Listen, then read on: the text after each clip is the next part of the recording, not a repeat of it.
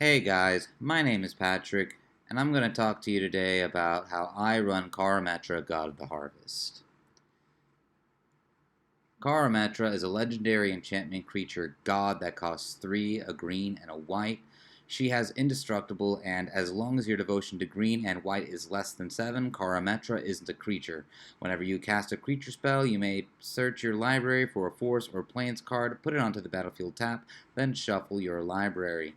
She is a 6/7 indestructible. Right out the gate, that makes her strong as a commander. Furthermore, she gives you mana ramp and plenty of opportunity for you to get landfall triggers, which is going to be a major focus of what we do with this deck. Landfall. Anytime a land enters the battlefield, we trigger an effect. Tireless Tracker and Seer Sundial both give us the opportunity to draw cards just for lands hitting the battlefield, while Tireless Tracker makes us jump through an additional hoop. At the same time, that Investigate gives you a bunch of artifact tokens that you can store up for later. Whereas Seer Sundial, you have to pay 2 immediately when that land hits the battlefield in order to draw your card. They both have their pros and cons, but moving on, one of our major focuses as well are going to be tokens, which we'll get more into later, but right here we're going to talk about Spore Mound, Rampaging Baloths, and Skewed Swarm. All three create tokens whenever a land enters the battlefield. Spore Mound and Skewed Swarm only give us 1/1s, whether we have 6 mana lands or not. We're still only going to be getting 1/1s, but Skewed Swarm, never ever underestimate the Skewed Swarm. You can easily get thousands of these little guys out in any given game. Rampaging Baloths on the other hand, is a 6/6 trample that gives us 4/4 green beast creature tokens.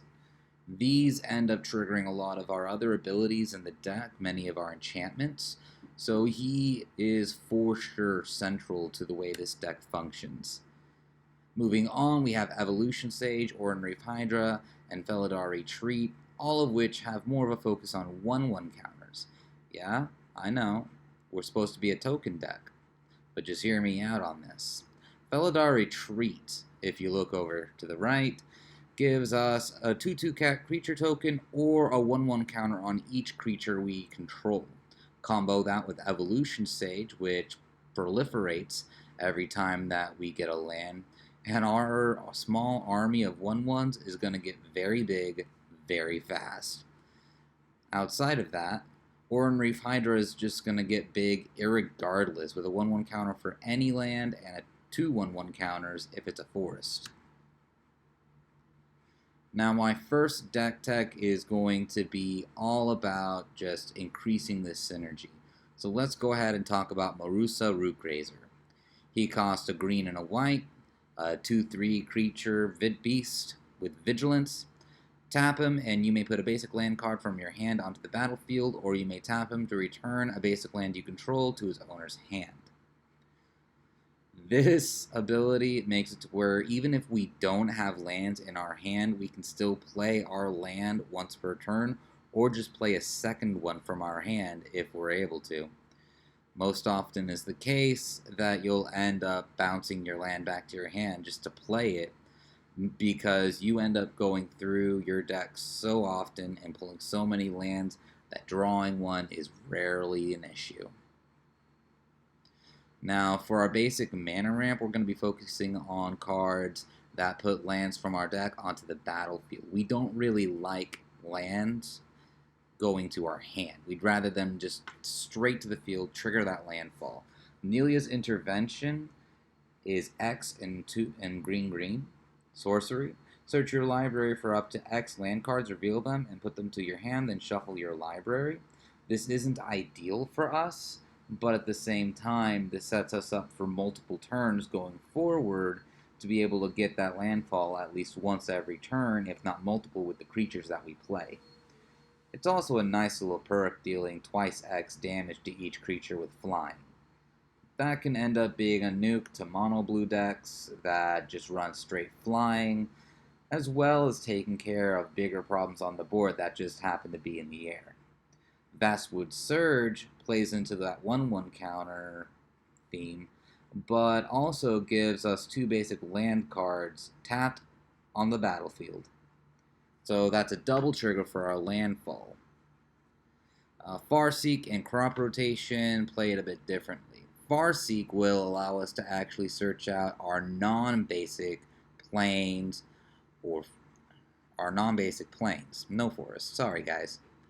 But it still works, allowing us to get that Landfall trigger. Crop Rotation, that goes a bit further, allowing us to sacrifice one of our lands to get a land from our deck onto the battlefield. This can help us to mana fix. This can also help us to just double trigger our effects. Evolving Wilds into a forest, then Crop Rotation to get a 3rd trigger off for just 1 mana. Tokens and Populate. This is the part where earlier on I talked about how we're going to make big tokens. Well, let's talk about how. Desolation Twin, Soul Foundry, and Phyrexian Rebirth, all 3 end up giving us our biggest tokens throughout the entire deck. Desolation Twin creates a 10/10 just base. Imprint that onto Soul Foundry, and you're making 2 10/10s every turn for 10 mana. Phyrexian Rebirth Phyrexian Rebirth wipes the board, kills every creature, and gives us a huge creature in its place that we can then turn around and populate. Like with Growing Ranks, Tristani Selesnya's Voice, or even Song of the World Soul. All 3 of these end up creating big tokens every turn and just end up making us a really big problem for everyone at the table. Elemental Bond, Shamanic Revelation, and Garruk's Pack Leader rewards us for having those big tokens, giving us card draw for each and every one. Shamanic Revelation is a sorcery, yes, but draw a card for each creature you control in a deck focused on populating. Yeah, you're going to be drawing a lot of cards just from that alone. And if you manage to get the combo I talked about before with Desolation Twin, you're going to be gaining a lot of life as well. Strength in numbers, what I mean by that is cards that give us more boons for having more creatures. Wayfaring Temple and Seraph of the Masses both get bigger based on the number of creatures you control, while Dragonscale General will make one creature really big if we go all in, allowing us to keep one creature untapped and suddenly having them become huge before our opponent's turns. Avenger of Zendikar, Enduring Scalelord, and Second Harvest also end up rewarding us in different ways. Avenger of Zendikar gives us a 0/1 plant creature token for each land we control, and gives each of those tokens 1/1 counters every time we play another land. Enduring Scalelord will boost majorly off of this, getting a 1/1 counter for each 1/1 creature, for each creature that gets a 1/1 counter. Second Harvest will double up our plant tokens, making our Enduring Scalelord and whatever else we happen to have on field just get even more massive. Intangible Virtue gives all of our tokens +1/+1 in Vigilance, while Garruk's Uprising is going to give everyone Trample, and draw us a card if we happen to get it early enough. And Amara Tandris is a small way for us to protect our board, preventing all combat damage that would be dealt to tokens we control, as well as preventing any red players from just burning out our smaller 1/1s.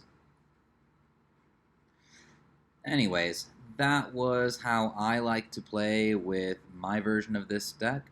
If you like what you saw here, please like, share, and subscribe, and keep an eye out. I'm going to be posting a lot more videos soon. Again, thank you.